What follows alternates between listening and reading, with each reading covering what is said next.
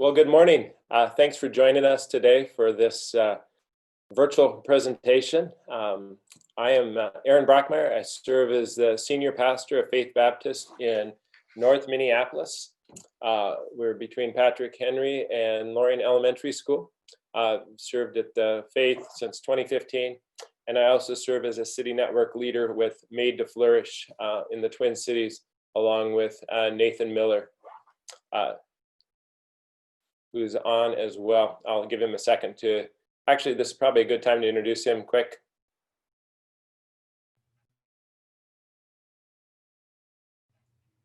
Greetings, Nathan Miller here, serving alongside Aaron Brockmeyer with the Twin Cities Made to Flourish. There's about 20 plus networks, city networks around the nation with for Made to Flourish. And so here in the Twin Cities, Aaron and I serve along with Jen Wojcicki, who's another member of our team, but we love to stimulate these conversations locally with pastors on faith, work, and economic wisdom. So good to be with you.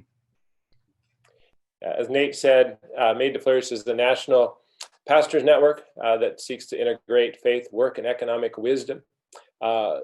If you're new to Made to Flourish, a simple way to understand is we try to help pastors and church leaders recognize that God is at work on Monday as well as Sunday.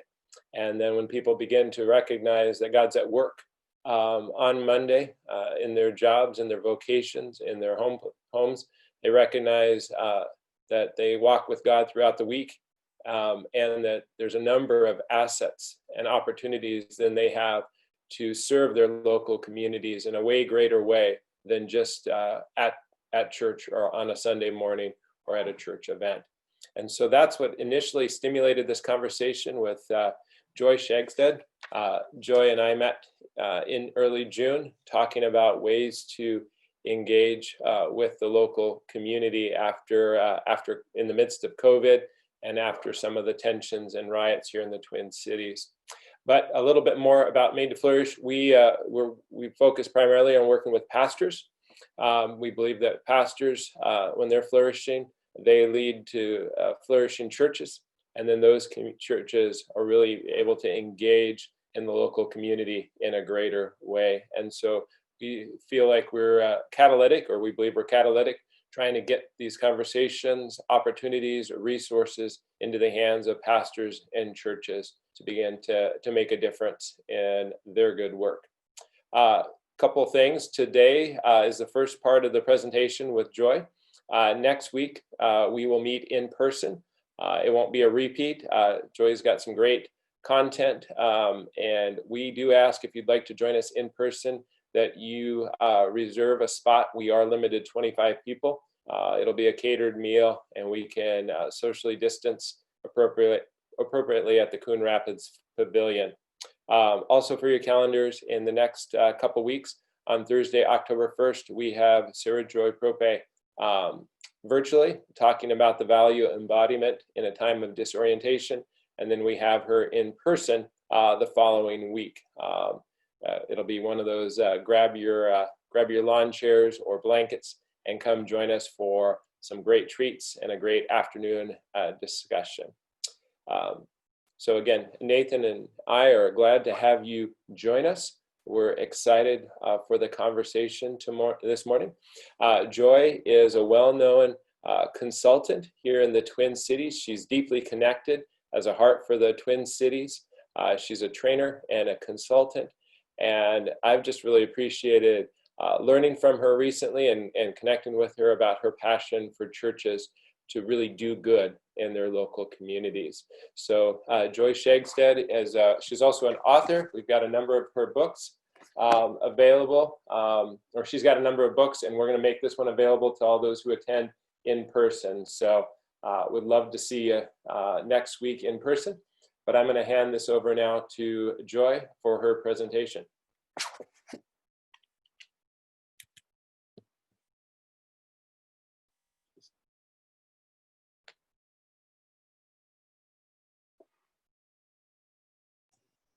Hi, everybody. There you go. I'm going to do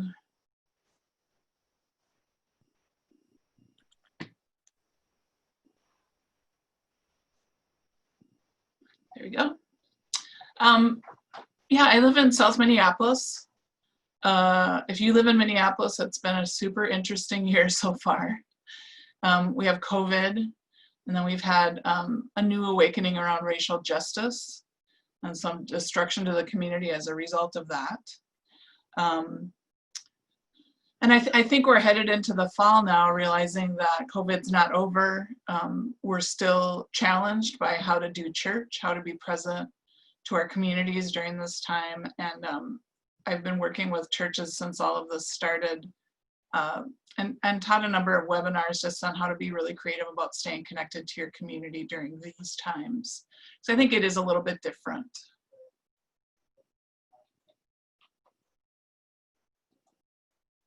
So there's a giant picture of my head. Here's my email address. So I'd love to talk to you about some consulting or training for your church, or if you're with a coalition of churches. So I've been doing this for more than 30 years. And here in the Twin Cities, I've served on the staff of Park Avenue Methodist, running their community development nonprofit, and also at Sanctuary Covenant, where I helped start the Sanctuary Community Development Corporation. Here's that community ministry book, and if you come to that event next week, you'll get a free lunch and a free copy of this book. So what could be better than that? And here are the other two books. So those are available at Roman and Littlefield. I work with a number of congregations on starting church-based nonprofits. So that's what I was doing at Park Avenue and Sanctuary, was helping start, or in the case of Park Avenue, kind of restart their nonprofit. And churches will do this in order to have access to different kinds of money and partners. So I'd love to talk to you about that if you're interested. And then I've been writing grants since, well, it's been a long time. So this is a how-to book on how to access grant funding for faith-based nonprofits or churches. So maybe you're tired of reading the news every day about kind of the way things are. And I do find for myself, I have to turn it off once in a while. But, you know, we've kind of rounded the corner into yet another set of new normals. So I was thinking about it this week, and it's this is where I think we're at right now, and I'd be interested to hear what you think. I think it's much harder to build or keep a feeling of community right now. And part of this depends on how you're doing church. So if everyone is getting together in one space like normal, maybe that's not as hard for your congregation. I go to an Episcopal church, and we're not even yet allowed back into our buildings at all. That's per our diocese. So anyway, you can tell me when we've got some Q&A time what it's like for your church right now. I think people are zoomed out. So I'm hearing that it's harder to get people to tune in to online church or online activities. Lots of people working from home.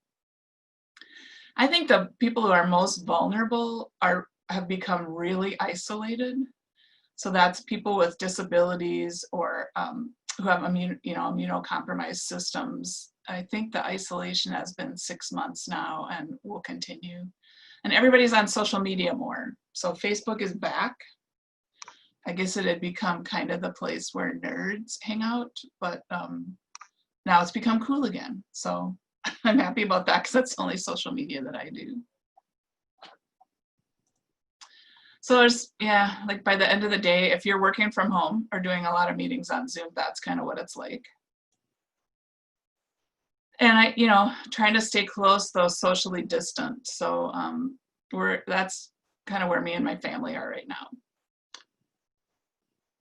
And then as far as needs, it's sobering. I think unemployment, and then we're seeing some families are unable to meet their basic needs. So we're on the brink of an eviction crisis in the Twin Cities.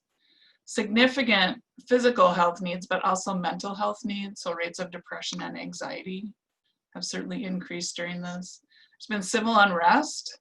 So it's South Minneapolis, North Minneapolis University, now downtown. So there's a lot of rebuilding to do. I think the racial injustice conversation has been magnified. I think there's always been racial injustice. I think people might be more aware of it now, and there's a different conversation happening, which I think is an opportunity. seeing documented greater risk of domestic violence. And then certainly in Minneapolis, we're seeing increased gun violence. So the number of shootings has increased. So I'm saying all these things. Now you probably feel depressed and you want to log off. But I think churches need to track with what's happening now. And in some cases with COVID, certainly with the unrest, you've got to track that in real time. So I would recommend that you follow the news regularly, or that if you've got a news hound in your congregation, so that'd be me. Like, I would take that assignment in my congregation. I'm just following all the stuff all the time. So another thing that's happening here is school is either online or there's a hybrid model. So some people have technology challenges. It's hard to engage some children. And one of my concerns about this time is that educational inequities are going to become deeper. So what I'm hearing is that families that can afford it are actually hiring someone to form a pod with a couple other families.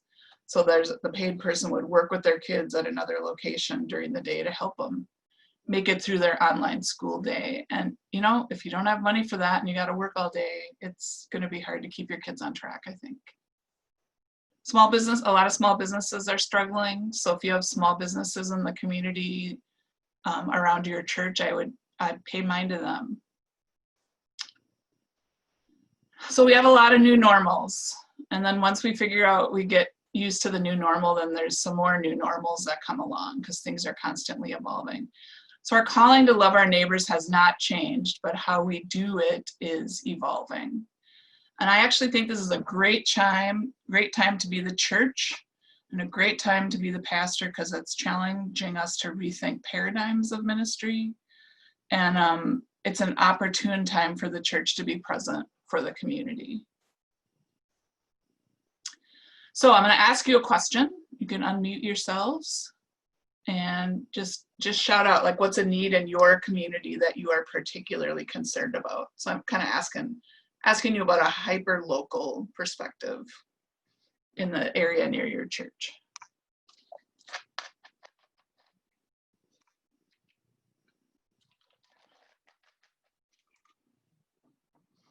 Can you unmute, folks? Aaron? They should be able to unmute themselves. Okay. Anybody got one they want to chime in about? I can start. In North Minneapolis, we're pretty concerned about the activities of the youth and the children in our community. Just being on a screen as the only engagement with the local schools is, we've already seen the challenges the last couple of weeks, and the staff at the schools recognize it as well. But it's a concern. Anybody else got one?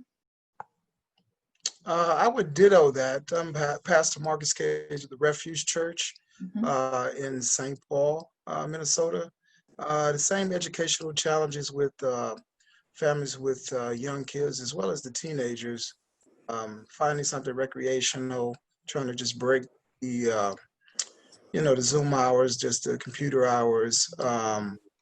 So actually we're forming a pod, a group of people who's going to handle the recreation piece, but huge need there, and unemployment right now.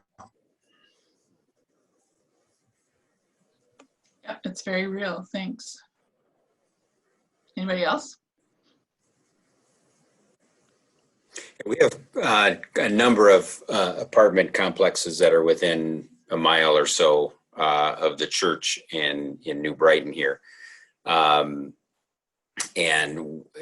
for a while we weren't, I thought our benevolence fund would get a bigger hit, but I think the stimulus helped for a period of time, but now we're starting to see more people come out of the woodwork with nervousness about eviction, with not being able to have everything last to the end of the month. So food needs, and we've got some good partnerships in the community for some of that, but I think it's going to increase all the more as we move into the fall. Yeah, I think that you're right about that. So I think are we still under an eviction moratorium? Did the president say that there's no evictions, but eventually that will expire? So. I think the fear related to that is that people are not sure if they should just go and let themselves get evicted, and because otherwise the pile up of money that they're going to owe, because that was, I think, the part of the new thing was you're still going to have to pay it all back. Yes. So there's a nervousness about months and months of accumulation that once January hits, they'll have to owe a pile of money or have to figure out how to pay it all back. Which church are you with, Steve? Grace Point Church in New Brighton. Okay, sure. Anybody else have one? And then I'll keep moving us along. So I have one. My name is Steve. I'm a pastor at Central Baptist Church in St. Paul. Hi, Steve. How's it going, Joy? Central Baptist before. So. Absolutely. I'll echo everything that's been said, but another one that we have is on Monday nights, we had a Celebrate Recovery ministry that was, we were getting like 40 to 50 on a typical Monday up until March. And we reopened it about a month and a half ago, and we're only getting about 10. Mm-hmm. And so those numbers have really collapsed. And my wife works in a hospital. She said that there's been a huge uptick in, people checking in because of, alcoholism or overdoses and things like that. So that I think the need for recovery is massive, but that although a lot of those relationships have broken apart, and we've checked in with some other recovery ministries across the metro, and they have the same story where it's like 20% of what they were in March. And so I just feel like there's going to be a massive issue with that. There is right now, and it's going to get worse and worse over the next several months. So I'm very concerned about that. Yeah, thanks for sharing that. That's very sobering. Thanks for sharing those. A lot of really deep needs in our communities. So I've got 5 ideas, but I'm gonna advise you kind of where to start here. It sounds like you've got your ears to the ground already, but really before you start new ministry or expand anything, you've got to really assess what's out there and what the needs are. So hearing a lot of, and I'm sure your churches don't do this, but people just dumping stuff off at places without checking first to see what's actually needed. So I think being able to be at meetings, online, if you've got some contacts in the community, call them up and listen to them. If you had a partnership with a school before this, you should be in touch with the leadership there, and really following community websites and social media closely. So during the unrest here in South Minneapolis, and I'll talk about this in a minute, there is a mutual aid map that will tell you where items are needed, what's not needed, places that are accepting things, places that aren't. So that's one way to help. I think there are many others too, but anyway, I'm just going to keep emphasizing you need to ask before you send people or items, just to find out exactly what is needed. So I was tracking here on the south side, Holy Trinity Lutheran Church, which is basically across the street from the 3rd Precinct, got into the food distribution business, and they weren't in it before, and they're not anymore. So, and they had an update 3-4 times a day on their Facebook page saying, we're all full up for these items. We need these particular things. So that's what I'm talking about, is just really staying on top of what's needed. And I think identifying your congregational assets is another important step in this. I'll talk more about that in a minute, but what do you already have? What are your strengths? Who are you connected with? What are you good at? What's really important to you? So your congregation doesn't have to respond to every need that's out there, and you can't. There's just too much happening. So how can you be focused by looking at these items? And I have the superheroes. Yeah, these are DC people. I'm more of a Marvel person myself. But anyway, somebody give me a thumbs up if you're a Marvel person. But it's sort of like, what's your super strength as a congregation? Or maybe you have several. That's what you want to be thinking about. And being really focused is another thing. So you can try and respond to everything, and people are going to ask you for help in many different areas. So I think choosing your lane is pretty important at a time like this. And then if you're new to this, just find a starting point for engagement. And I think churches have, in a lot of cases, had to try some stuff out to see what works, see what gets your people engaged, and what the community response is. So I've got 5 options for caring for neighbors, and you might be able to think of some other ones, but these are really intended to spark ideas and not overwhelm you, so you don't have to do all of them. But if I had to pick one, I would say partnering with other groups right now is absolutely essential, just because the situation is changing so much, and you can really maximize your resources as a congregation by partnering with other groups. So option number 1 is to creatively use the assets that you have to serve the community. So an example would be you have a church van, and some of you that have vehicles have maybe already been using it for food delivery. I know some of the schools have had to deliver packets to kids, and they were looking for people to send those around. Or a mobile library would be another creative way to think about this. So looking at your facilities, maybe you've got space for community meetings that are still happening. Provide office space for people who can't work at home. Parking lots have become much more important during this time. People can't be indoors as much, so maybe you've got food distribution going in your parking lot, or a small event, or if people don't have good Wi-Fi at home, you could create a Wi-Fi hotspot and allow people to pull up and use Wi-Fi from your church. Green space can be really valuable right now too, since people have really gone outside to do a lot of things. I don't know, I'm wondering about even loaning your cleaning or maintenance equipment out to groups or people. Maybe it's not being used as much if you're not meeting in person in the church. So I wondered about these learning pods that are forming are often looking for another space to be in. So your church could provide that. And I think winter's going to be really hard for kids that are partly or mostly online at school in terms of physical activity. So if you've got a gym, and you want to do it safely, so you're not just going to invite 200 people to participate in something in your church gym. Maybe you're doing timed entry or sign up, and we have a room for 10 families or something. But having play space or room to exercise for small groups of kids with their parents, I think would be a really fun way to use your church building. You might have people with expertise too in the congregation who could really help during this time. So I just listed a few, maybe people with a financial management background or financial advising background could help people kind of figure out what they're going to do next if they've got reduced income, for example. So here's a question that you can answer. Name a congregational asset that you have, or something that your congregation has been or is good at doing.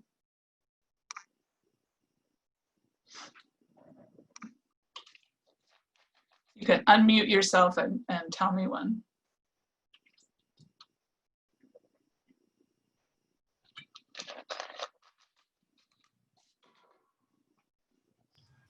I could chime in. I'm at Friendship Church, South Metro. So there's a campus in Shakopee and then a campus in Prior Lake. And our Shakopee campus has a really good sized gym and really good sized parking lot, as well as a lot of families who have some expertise in homeschooling, just some families that have been doing that for years. So as many people are kind of forced into this new homeschooling arena, the thought, when it hasn't launched yet, but is to create a gym and outdoor parking lot exercise space for a couple hours once a week, and then having a couple of these families that are kind of old seasoned pros at homeschooling just being available to some lead the kids in some exercising organized activities, and then others just sitting as consultants around tables, but in a much more informal manner of just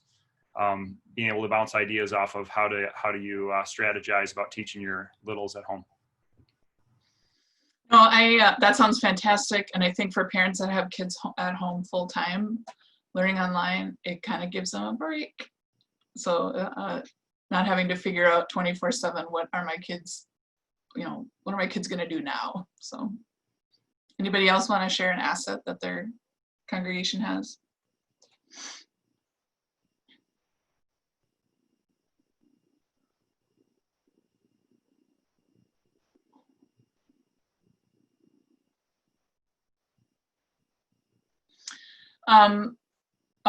Money is another one. That's not one that was on my list. So if your church has deep pockets or you've got large benevolence funds, obviously that's a real asset during this time. Or you could repurpose some funding that's designated for something else that maybe that the needs are not as high at this time. So that'd be another kind of asset. So option number 2 is to partner with groups serving vulnerable populations. This is just a partial list of the kind of groups that you could work with. I think the best way to help your partners is to give them money, frankly. Right now, a lot of groups aren't taking a bunch of volunteers. And if you give them money, then they're able to buy the stuff they need, often at a much reduced price than what you could buy it for. So don't forget about money. And then if you're going to give stuff, make sure you ask what they need. Don't make assumptions. So I've been tracking the homeless encampments in South Minneapolis, and one of my friends said somebody keeps dropping off fresh, like huge mounds of fresh produce at one of them, and it's not usable. The people just cannot use it, so they've had to make multiple posts. Please don't drop this off, because then somebody has to figure out what to do with it. And it's not usable there. It might be usable like by a food shelf in the area, for example, and it would actually go to use. So child care centers are really in a tough spot right now. A lot of them were closed for 6 weeks or 2 months. Some of them are not going to make it. So if you have a child care center in the neighborhood around your church, I would try and make a connection there and just see if there are ways that you can help by donating money or supplies. I don't know if they're going to be welcoming volunteers in at this time. That might be an option. I even wondered if for churches that have a fair amount of open space, if welcoming a child care center in that needs to reduce their rent or eliminate that expense might be a possibility. But child care centers are a kind of organization that we really need them, and they're in trouble. Youth development organizations, I think, would be another place. I've talked to several people about trying to go to public schools right now, and it just seems like maybe there won't be an entry there necessarily, particularly for volunteers right now, because they're working so hard to get all the kids online. But I think youth development organizations have become more comprehensive, in that many of them are connecting with families and connecting them to resources and things they need. So I put down 3 places that would be good to connect with. The Banyan Community Works in Phillips in South Minneapolis, Hospitality Houses on the north side, and then Dynamites is Twin Cities wide. I think they're both in Minneapolis and St. Paul. So you could make a connection with them to talk to them about donating items or money or seeking volunteer opportunities. There's certainly a lot of small business rebuilding going on, south side and north side. And also on University Avenue in St. Paul, though I don't have a contact over there. But my recommendation would be to give funding money to the We Love Lake Street campaign. That's run by the Lake Street Coalition. I know the executive director, and that's a really good organization, and they started giving out the money right away. They've raised $10 million, but more is going to be needed. And also the West Broadway Business Association on the north side.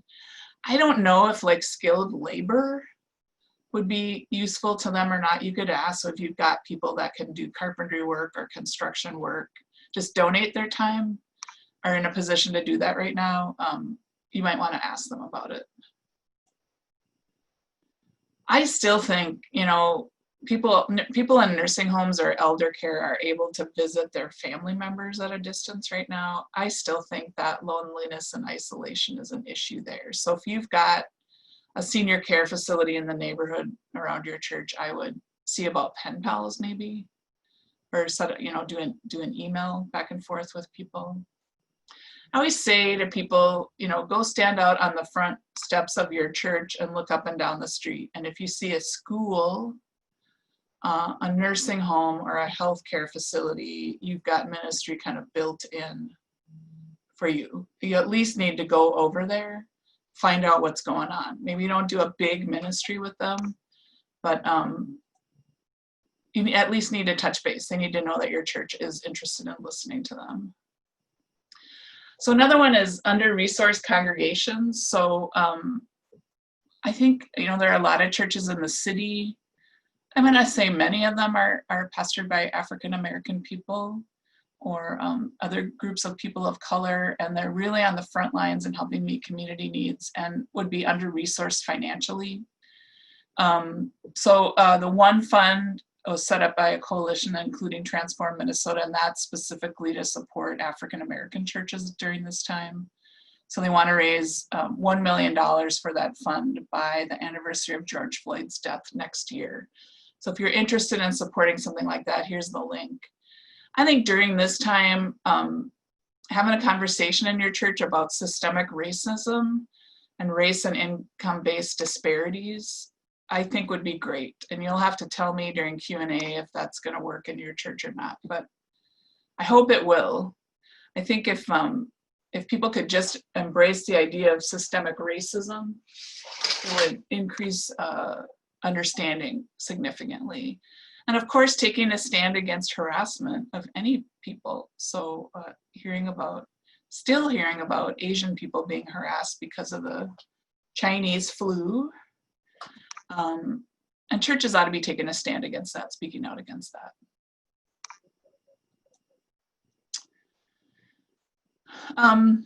Option number 3 is to collaborate on evolving community-wide needs. So this involves being really plugged into networks where you can find them. So I had put in, these are kind of more generic kind of categories. I find the neighborhood associations in Minneapolis have been pretty active, and the neighborhood newspapers have done a really good job of documenting what's going on. They don't come out that often, but I would maybe be on their Facebook page. So if you've got a particular interest in mental health or in recovery ministries, like Steve said, I'd find a group of people that are meeting around that. So I don't know if Adult and Teen Challenge is hosting conversations about this. That might be a good place to check. So anyway, let me know if you're plugged into any of those networks. You're looking for the most up-to-date data. So you've got to find the people or the organizations that have that info in your geographic area. So being hyper-local about this is better. So probably don't look at stats necessarily or information for the entire Twin Cities. If you're working on the north side, you need to be talking to north side people. I just think when you build connections between congregations, when you connect with nonprofits, you're talking to people in government and businesses, you can do much more than one congregation alone. So you're making a chain. This kind of chain is really strong when put under stress. The other thing to do is provide resource lists to share. I think at the beginning of the pandemic, there were tons of those all around. I think they've shifted. So I think the mental health piece has become important. So if you've got active social media or a website that gets updated frequently or an email list, I'd send out that kind of information. I think sites for free testing is the hot thing right now, because a lot of people can't get COVID tests through their healthcare providers. So the free testing sites will pop up kind of suddenly and fill up kind of suddenly. So if you can find a way to promote that.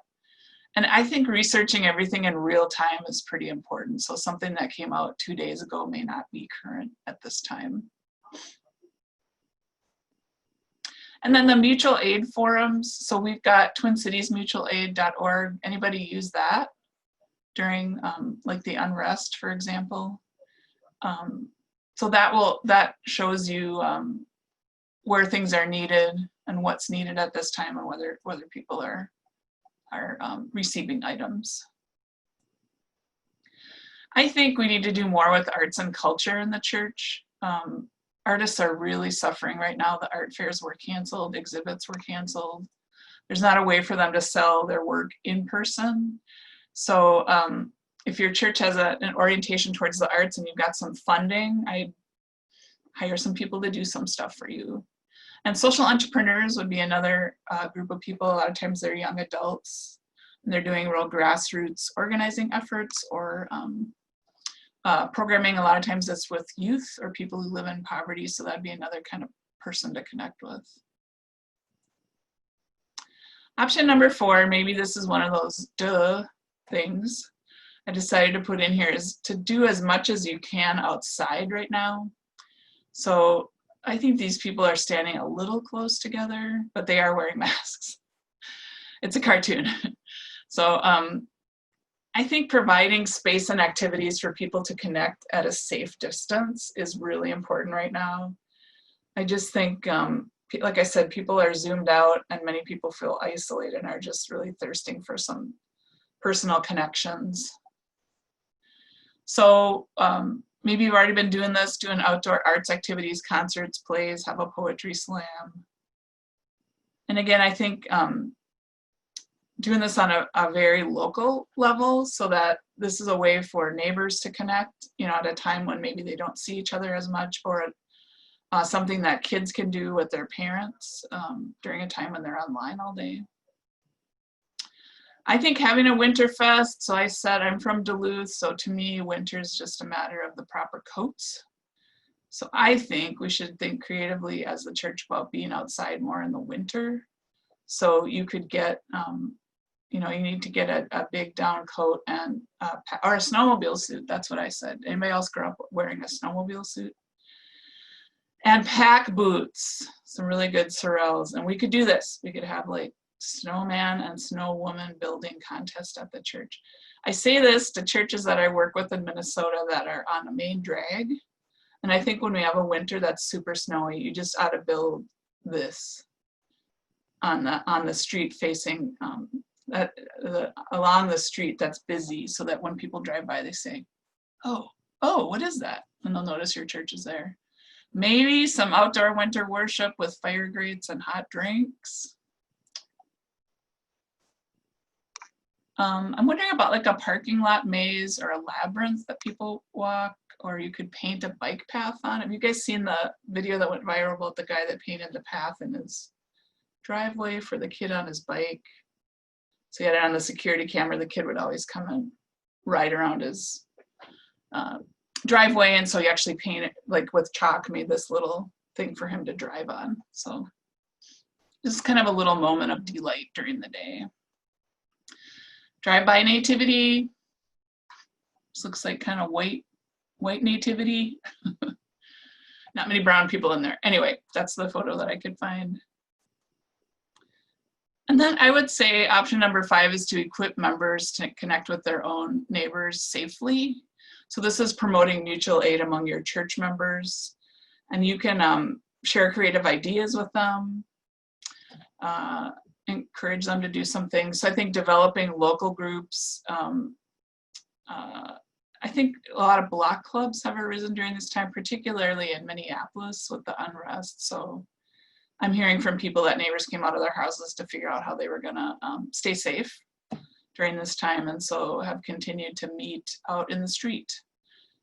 Maybe there's a calling tree. I think part of this is, you know, helping out with things that need to be done. So there's a family on our block that was hit really hard by COVID. Both the parents work in public health. So I just am like, well, could we mow your lawn for you or help with errands or provide meals or whatever. And I think especially checking in with vulnerable and isolated people. So maybe your churches already have calling trees where you're checking in with your oldest members or people that might have health issues. But I think that's super important during this time. I think just listening to people. So we have a neighbor with health issues 2 houses down from us, and she's not, she's fairly housebound, not because of her, she can't get around, but just she has health issues and doesn't go anywhere really. So I try to go out for walks with her, and I really like her. So it's not like a chore. So she's one of my friends, but just I'm like, I need to call Pat today and just see what's going on over there. Praying, so encouraging prayer for neighbors, so doing prayer walking or doing stuff on the front porch. So we have an open front porch on our house, and so we've been connecting with people, including our neighbors, just sitting out there. And then this, I think there's a lot of possibilities here. So, creating fun activities from a distance. So people were doing the teddy bear hunt and doing a scavenger hunt so kids could walk around the neighborhood and find stuff. One of our neighbors that lives in Seward, just on the other side of Lake Street from us, one of the neighbors started coming out every Wednesday early evening and just standing on the corner and playing his guitar and singing. So it was like a little impromptu concert. And now more people have joined. So more people from the blocks around have come over with their instruments, and they're getting together and doing a little neighborhood concert on Wednesday evening. And it's very community building, and it's pretty safe because it's outside. My husband did a front porch concert in May. He'd been practicing he used to play the piano when he was a kid. After his parents both died, we got a little inheritance, and he bought this really nice keyboard. So he's been practicing and practicing and practicing all this assortment of songs. And we had scheduled a concert in the house, and we had to cancel it because of COVID. And he's like, well, I could bring the keyboard out on the front porch, and we'll do that. So we had a front porch concert in May, and it was cool. Like neighbors came around, and people were biking around, kind of stopped to listen. So those are my ideas. So like out of those, is there one idea that sparked from the webinar today that you'd like to follow up on with your congregation?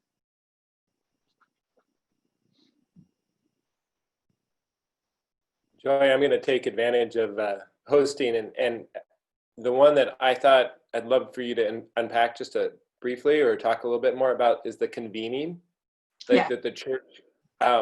I'm curious. I've found in the past that the church holds the opportunity to convene where other organizations cannot. Do you feel like, or do you see a lot of convening happening, or is this something that churches could really take some simple steps and invite a number of different organizations locally to?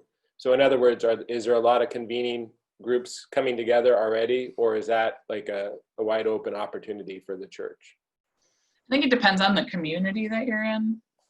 I think it's a great idea. So like if you've got a lot of issues around homelessness, and that problem has increased in your community during this time, and you have partners that you're connected with or would like to connect with, I think saying, let's schedule a Zoom call and talk about what you're seeing and what are some options here, that's a great idea.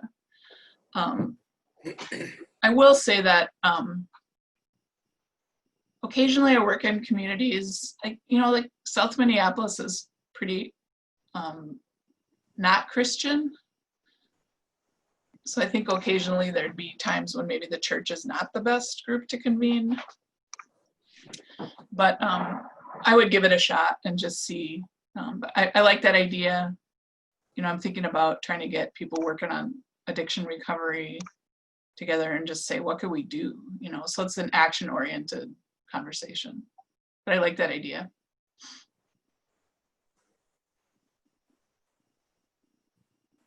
Steve Young, you have a comment? I was just thinking your last one, connecting with neighbors. One of the things, we're just trying to reshape a mindset that, because there's so many comments and things where people are talking about what they can't do, what we can't do anymore, and kind of putting that in a biblical spiritual context, saying, well, it seems like God did pretty well with things that didn't look like couldn't be done, and or retooled it another way or redirected, kind of like we have to do with kids.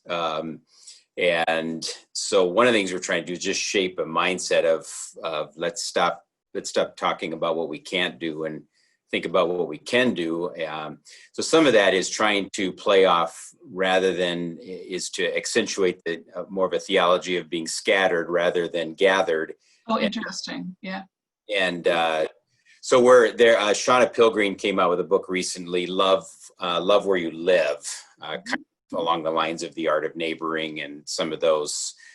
So we're kind of taking on an initiative this fall called Living Sent. And she uses that language, live sent, which just says, hey, if we're, it's kind of what Made to Flourish obviously is all about, is just where do we spend most of our time? And how, if we can't gather as much in groups, and even though we might yearn for that, let's take that time that we would normally be gathering in 13 different Bible studies and instead take that time to be paying attention to who's in our neighborhood, who's around us. And that takes there's a measure, some of the first questions are, well, we can't really, people are protecting themselves, so they don't want you in their space or in their face. But that's what missionaries have to deal with all the time, is how do we overcome obstacles? How do we get creative with with how we connect with people? And so we're just trying to reshape a mindset based on the kind of using the language of living sent that kind of comes from the one book. And for some people, they might think, well, that's going to be just one more way of isolating. So you're just telling me not to be with the church anymore, just get me out there on my own again. But kind of to help undergird that is use some existing groups and new groups to just kind of have almost living sent, become almost like mission groups, like living sent support groups. So just to encourage people to be taking time to pray through their neighborhoods and their workplaces in a way that acknowledges the fact that we're in a new time. And so let's take advantage of it. So some of it really is a mindset issue and an ability to kind of see around. It's kind of like you said, go stand on the street corner, look around, and what have you been missing? This is a perfect opportunity to be able to do that. So I'm eager to kind of get your slide deck so I can kind of go back and look at some of the ideas that we can help. Because that's one of the things we want to do, is not just have people out there on their own, but provide ideas and tools and things that get them thinking creatively about where they're spending their days and who's in their neighborhood and what businesses are there. And so it's not just localized to our immediate community, but it's getting them, hopefully if we're helping them pay attention to their own communities, that only benefits when they come back and look at the community that's around our church. Great. No, it's awesome. And you can train and coach people to practice mutual aid. So I think that's a good thought. Yeah. Like, how would I talk to people during this time when we're all supposed to kind of stay at a distance, and you don't want to, it's that Minnesota thing. We don't want to bother people. Sure. We don't want to intrude. But I think most of the time people like it when you say, how's it going? How has this time been for you? Is there anything that you need or that I could help you with? And trying to keep it out of the context of like we're just doing some big evangelism explosion thing. Like, this doesn't have anything to do with an evangelism initiative. This has everything to do with love your neighbor. And what does that really mean if you pay attention to that? Yep. Say the name of the book, the new book. It's called Loving Where You Live by Shauna Pilgreen, Pilgreen. Just came out in the last, she and her husband moved from Texas to San Francisco to plant a church in inner city San Francisco. And she just said, I had to, it's her journey of figuring out how to do this in a neighborhood in the middle of San Francisco. Yeah, cool. So it's their story. Yeah, it's a lot of good stuff in there. Another concrete thing you can do that I didn't mention is just really supporting small businesses by buying stuff from them. So if your church is in a neighborhood where there's a strip of small businesses, or particularly restaurants right now, make sure you're patronizing them. And if you need food for a small event or whatever, or encourage people from your congregation to order takeout or sit outside or eat whatever people feel comfortable with, because we're going to lose a lot more restaurants and small businesses, and that's really hard on communities to have a bunch of empty storefronts. Obviously, it's not good for the business owners to go belly up, but it's really hard to recover from that. So I was working at Park Avenue Church in the 90s when Lake Street looked very different than it did at the beginning of this year. There's been a lot more development, a lot of new businesses, and I'm worried about how long it's going to take to rebuild that. So anyway, I think wherever you are, be super nice and get to know the restaurant owners. I'm going to say don't go in the bars, because it seems like that's where a lot of COVID spread is happening, or maybe you don't normally go there anyway, but for a lot of reasons. But anyway, I'm just going to show you the last few slides, and then we can talk a little bit more about any ideas that you want to move forward with. I put these on the end. I just think as pastors, you got to take care of yourself right now, so don't take on too much. And pastors are just big-hearted people who are very compassionate in my experience, and man, it's really hard to watch what's happening around us and not want to dive into all of it. And then I think, this is, obviously we're in a long-term deal here with COVID, certainly, and with rebuilding the cities, and I hope we're having a long-term racial justice conversation. So you really got to pace yourself. And then practicing self-care. So one of the worst things that could happen during all this is if you burn out. So you want to be able to keep at this, make sure you're taking your day off every week, and that you take vacations. Can't fly any place right now, or it's a lot harder, but I've seen a lot of people just drive down the road a little and be away, and it helps. And then I wanted to tell you about the kinds of things that I do as a consultant when I work with churches, just briefly, and this is my email, and I'll I think send everyone an email just with more info. So I often work with churches that want to grow or kind of turn the corner, so I'm doing strategic planning and visioning with them. I could also come in and assess your community ministry programs and help you develop plans for new community work. So that would include looking at partnerships, or how the community where you're located. If your congregation is really not too engaged, could do some teaching and training about the importance of this and help you craft some opportunities for them. And then I help facilitate community listening processes, usually with a team from a church, which is fascinating. So we'd go out and talk with 20 different groups and people, maybe 25, split up among the team members to come back and just say, this is what's going on around here, and this is what people say is needed, and how do we plug that together with what we're passionate about to really do some great community ministry. So keep me posted, email me, and then I'll probably be emailing you sometime in the next week, and I'd love to have a conversation. The other thing I'm wondering about is if some of you would want to be in like a cohort of 4 churches where I could do online coaching with you. Or, man, I come and sit outside at a coffee shop. I'm an extrovert, so this is like a really hard time for me. I'm going to see one of my clients tomorrow, and I'm meeting with 3 different staff people, and I'm like, I'm going to see people. I'm putting on my business lady clothes and seeing people in person. So anyway, those are options. So anybody else have comments on things they might want to try that were highlighted during the webinar today?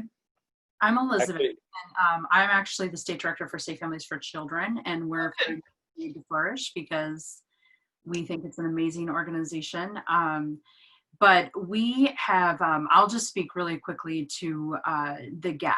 And what happened with COVID is that it really taught us all as Christians that it identified that there is this gap. And the gap is where government and social services ends. Agencies are awesome. There's so many awesome organizations out there. And then there's the church building and the church. And we were left with this space where people wanted to live their faith, like Acts 2. They wanted to love their neighbor as, I think it was Steve had said, and there wasn't a mechanism. They couldn't do it. And because everything was closed or everything was isolated, but also people needed to be loved more than ever. And so at Safe Families, we provide the framework to be in that gap. So we mobilize the Christian people through the church.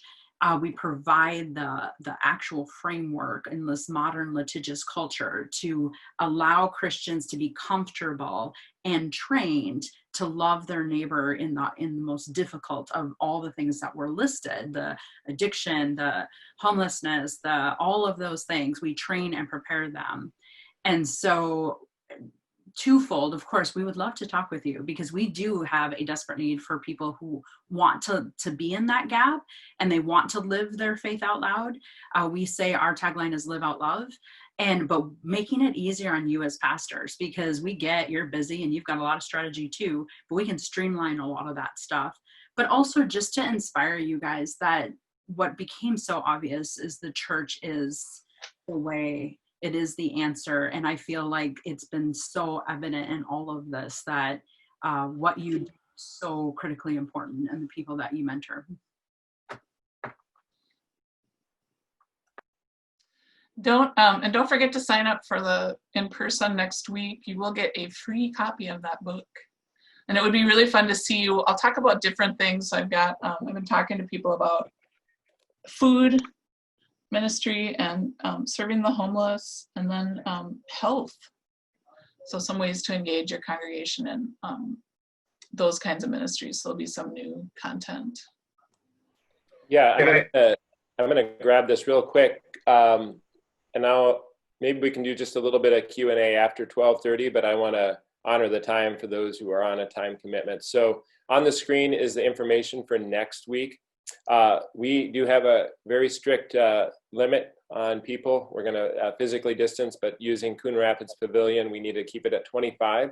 So please, if you haven't registered, send me an email and we'll send a follow-up out. We'd love to have you in person and to continue this rich conversation and discussion. I mean, my mind is just full of ideas right now. I can't wait to put this out to some people in my congregation and to start brainstorming. I'll make the presentation available over video to those who attended today or registered. And Joy, I'll double check with Joy about sending out the slide deck as well as part of that follow-up email. I did want to highlight one more thing before we jump back to a little Q&A for those who can stay on a little bit longer.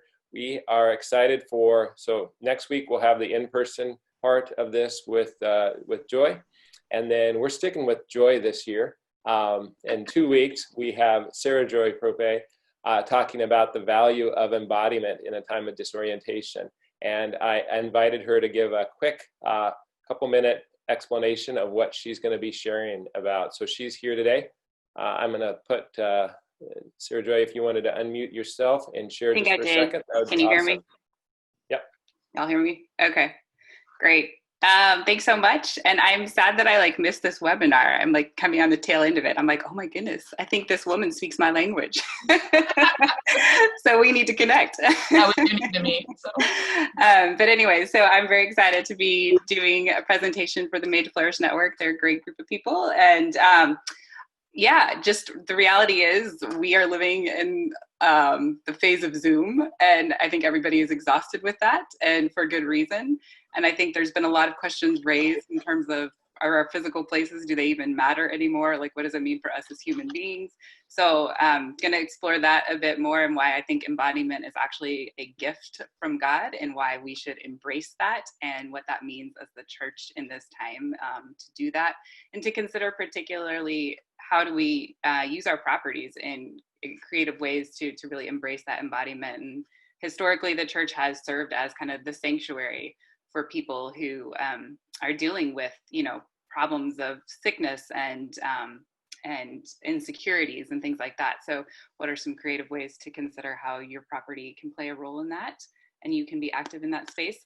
And I'm super excited too, part of the second session will be a little bit of a release party. I've been working on a placemaking toolkit for 2 years for churches, and it's a about ready to go to the printer. And so I'm excited to get to share with you all about that and a little bit more about what placemaking is and how you can be involved with that as a church as well. Thanks, Sarah Joy. We'll send out those registration information. And again, plenty of room. I would love to have you send it out as well to others who would be interested in. It sounds like this is a much needed conversation. That's why Nathan and I love working with Made to Flourish on engaging with pastors and churches in this at such a time like this. This is a needed conversation of creativity, on entrepreneurship, on understanding the assets that your church has to be able to put to work on outside a Sunday morning. So Joy, thank you so much for the presentation. Thank you all for taking the time.